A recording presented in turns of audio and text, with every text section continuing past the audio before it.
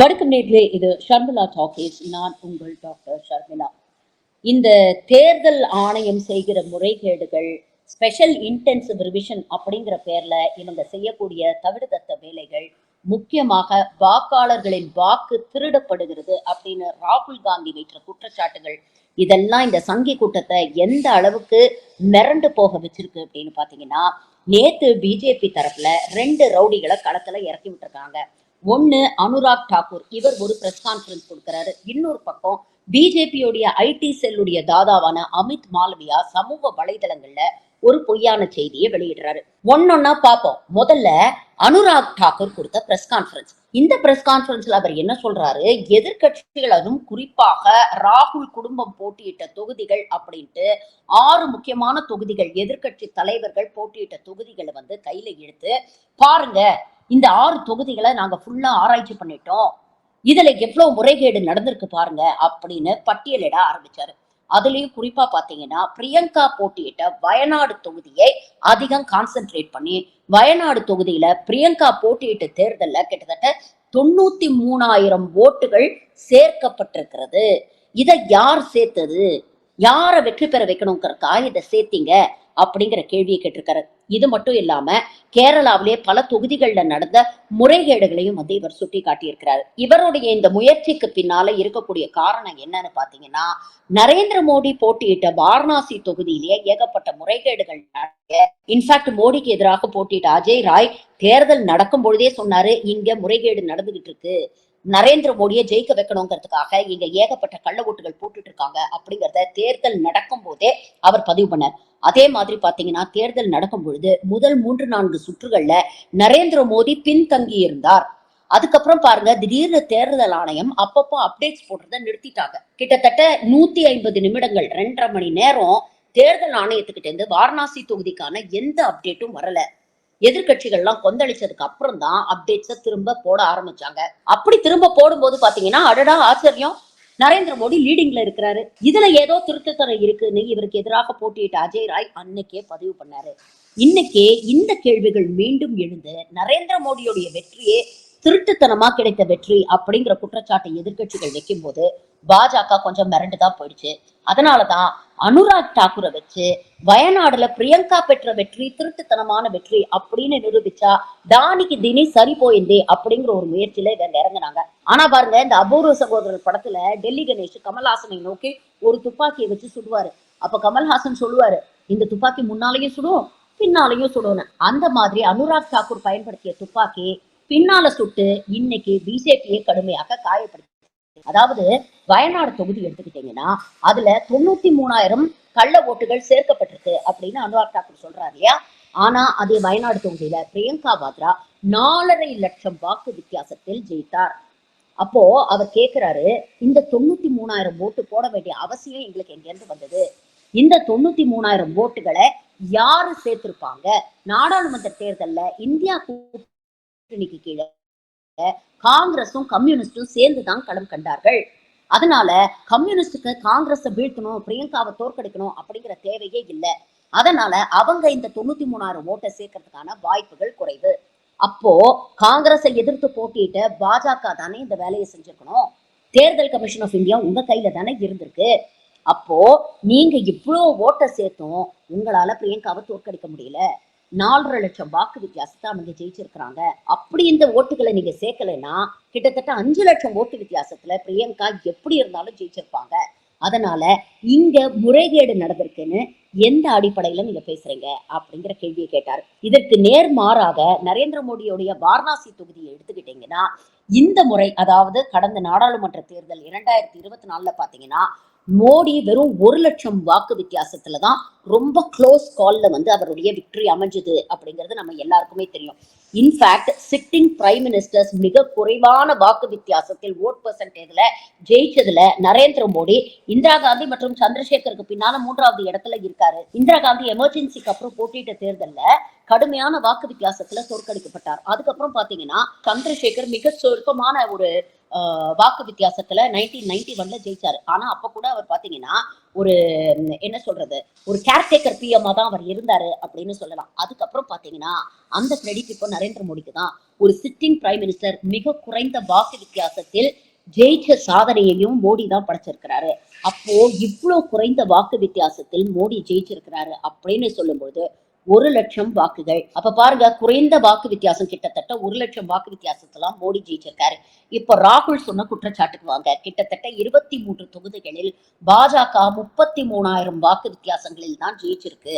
அப்படி 25 தொகுதிகளையும் எடுத்து அங்க என்ன நடந்தது அப்படிங்கறத தேர்தல் கமிஷன் கொடுக்கக்கூடிய தரவுகள் மூலமா ஆராய்ச்சி பண்ணா பாஜக பெற்ற வெற்றி நேர்மையான வெற்றியா இல்லையா அப்படின்னு தெரிஞ்சிரும் அப்படின்னு ராகுல் காந்தி ஒரு குற்றச்சாட்டு வச்சாரு. இதை குறிப்பிட்டு பவன் கேரா என்ன சொல்றாருன்னா, வயநாடு தொகுதியில ஆராய்ச்சி பண்ண உங்களுக்கு வாரணாசி தொகுதியில ஆராய்ச்சி பண்றதுக்கு என்ன தயக்கம் அப்படிங்கிற கேள்வியை கேட்கிறாரு.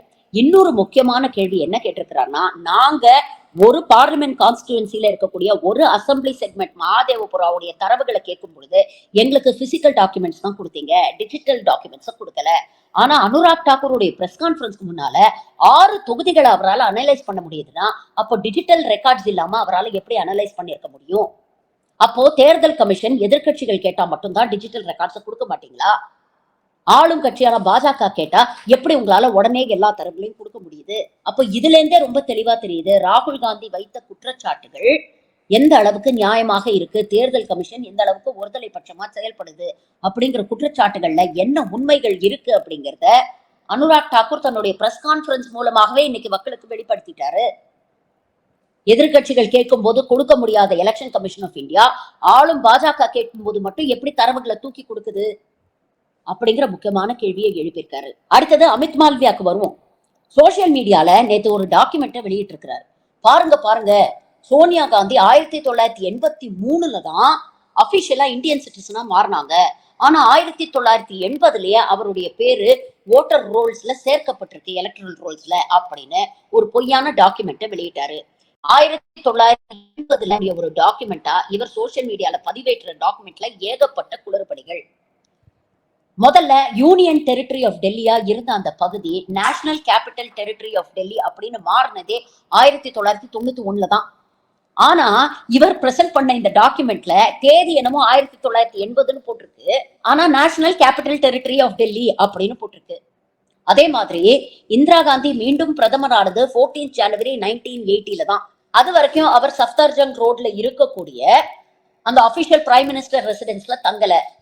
ஆனா இந்த டாக்குமெண்ட்ல தேதியை பாத்தீங்கன்னா 1 ஜனவரி 1980 அப்படின்னு போட்டு அந்த பிரதமருடைய அபிஷியல் ரெசிடென்ஸ்ல இந்திரா காந்தியோட குடும்பம் தங்குனா மாதிரி இங்க அவங்க சித்தரிக்க முயற்சி பண்ணியிருக்கிறாங்க.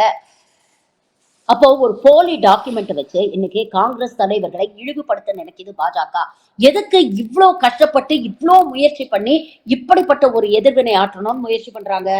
ஏன்னா இன்னைக்கு தேர்தல் கமிஷன் மூலமாக பாஜக செய்த முறைகேடுகள் வெளிச்சத்துக்கு வந்துருச்சு.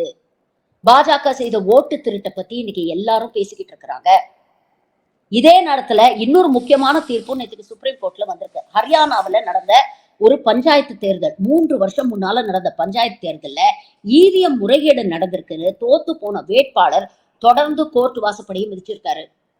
ஹைகோர்ட்டுக்கு மேல சுப்ரீம் கோர்ட்னு அப்பீல் போய் நேத்திக்கு சுப்ரீம் கோர்ட்ல வச்சு எல்லார் கண்ணு முன்னாலையும் வீடியோ ரெக்கார்ட் பண்ணி மீண்டும் அந்த எலக்ட்ரானிக் ஓட்டிங் மிஷின்ஸ்ல கவுண்டிங் பண்ணியிருக்கிறாங்க. கவுண்டிங் பண்ணதுக்கு அப்புறம் தான் நியாயமா பார்த்தா அவர் தான் ஜெயிச்சிருக்கணும், முறைகேடு நடந்திருக்கு அப்படிங்கிறது வெளிச்சத்துக்கு வந்திருக்கு. நேற்று சுப்ரீம் கோர்ட் தீர்ப்பு கொடுத்திருக்கு. அவர் தான் ஜெயிச்சவர் அப்படின்னு டிக்ளேர் பண்ணணும் அப்படின்னு தீர்ப்பு கொடுத்திருக்கிறாங்க.